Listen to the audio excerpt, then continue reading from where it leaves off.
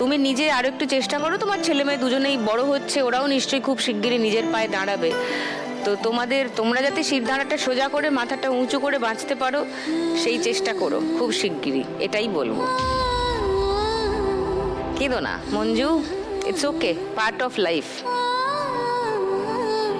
তুমি যদি আজকে 1 লাখ টাকা পাও মঞ্জু, কি করবে?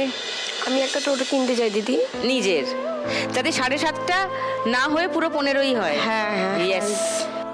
তারপরে তুমি তো এমনি প্যাসেঞ্জারও তো নিতে পারবে, তাই না? দিদি আমার এখন জল নিয়ে খুব কষ্ট হয়, জলের এটা ছেড়ে দেবো, আমি টোটো নিতে পারলে আমি প্যাসেঞ্জার টানবো। তুমি শুধু প্যাসেঞ্জার নেবে যাতে হ্যাঁ। তুমি সেখান থেকে টাকা রোজগার করতে পারো। কারেক্ট। চলো ফার্স্ট রাউন্ডটা খেলি, এসো।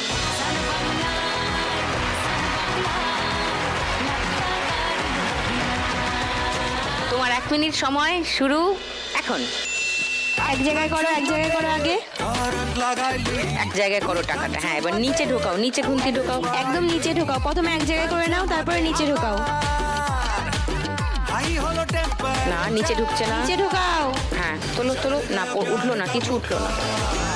নিচে ঢোকাও, ভালো করে ঢোকেনি, ঢোকেনি, ঢোকেনি, ঢোকেনি। হ্যাঁ, এবার তোলো। 2টো নোট উঠলো। এক জায়গায় করো, এক জায়গায় করো, পড়ে যাচ্ছে, বাঁদিকে পড়ে যাচ্ছে।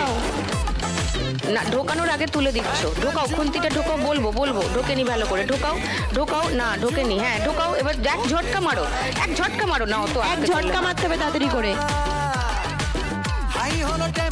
টাইম চলে যাচ্ছে, টাইম চলে যাচ্ছে, তাড়াতাড়ি। না, ওখানে টাকা নেই, সব ডান দিকে আছে। নিচে নিচে নিচে খুন্তি ঢোকাও, ভালো করে ঢুকছে না। আরে এক ঝটকায় করো। ঢোকাও, ঢোকাও, ভালো করে আরামসে করো। ঢোকাও, আগে ঢোকাও, আমি বলবো। না, ঢোকেনি। ঢোকাও, আর একটু ঢোকাও। না, ওখানে কিছু নেই। আর একটু তোমার বাঁধি। হ্যাঁ, ঢোকাও, ঢোকাও, ঝটকা মারো। না, ঝটকা মারতে হবে। নিচে নিচে নিচে ঢোকাও, ঢোকেনি, ঢোকেনি। এক ঝটকা মারো। ও ও, 500, 600, 700, 800, 20, 40, 50, 60, 860।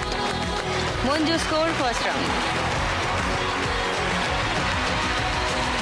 মঞ্জু হ্যাপি নয়, একদম সিরিয়াস মুখ করে দাঁড়িয়ে আছে। হবে, পরের রাউন্ডে আরো বেশি হবে, চিন্তা করো না। এবার মৌমিতার কাছে আসি। তুমি মিড ডে মিল রান্না করো বললে প্রাইমারি স্কুলে বাচ্চাদের জন্য। কতদিন হলো এই কাজটা করছো? এই 4 বছর করছি। 4 বছর? ও, আমার স্বামী মারা যাবার পর আমি এই কাজটা পেয়েছি। বিয়ে বাড়ি গিয়েছিল আমার ননদের বিয়ে বাড়িতে, আর সেখানে গিয়েই আমার স্বামী খাওয়া দাওয়ার পরেই শ্বাসকষ্ট আরম্ভ হয়ে গিয়ে এমনি ধর পড়ি সঙ্গে সঙ্গে। আমার চোখের সামনে, আমার ছেলে মেয়েদের চোখের সামনে আমার স্বামী মারা গেল।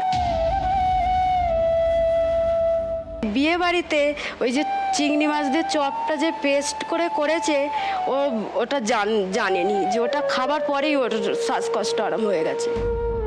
আমার নিজের চোখের সামনে আমার সেই বিষ খায় রুগীদের মতো দিদি রাস্তায় গড়াগড়ি খেয়ে ছটফট করে করে আমার স্বামী শেষ হয়ে গেল।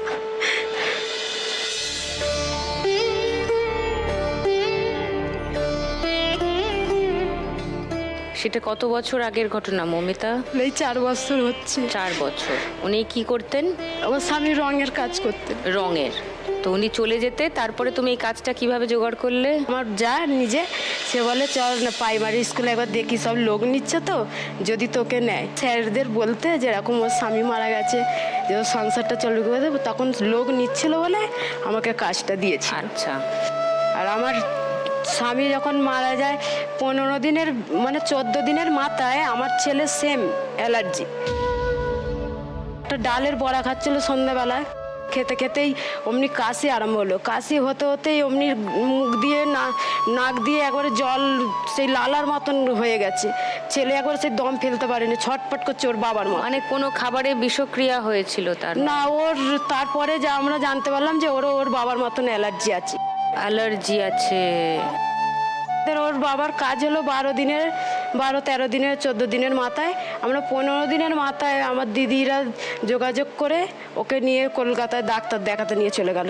সেখানে বললো যে ওর অ্যালার্জি আছে, ওর বাবা নিয়ে। কিসে অ্যালার্জি? মুসুর ডাল, ডিম, ওগুলো তো তো ছোট ছিল, ও তখন খেত। তার মানে প্রোটিন জাতীয় কোনো খাবারে ওর অ্যালার্জি হ্যাঁ। আছে, তো সেটা ধরা পড়েছে। হ্যাঁ, তো ধরা এখন কি পড়েছে। খাবার দাবার সেটা সেই রেস্ট্রিকশন মেনটেন করে? হ্যাঁ, ডায়েট করে দিয়েছিল, খাবার দাবার ও সব ডায়েট করা আছে।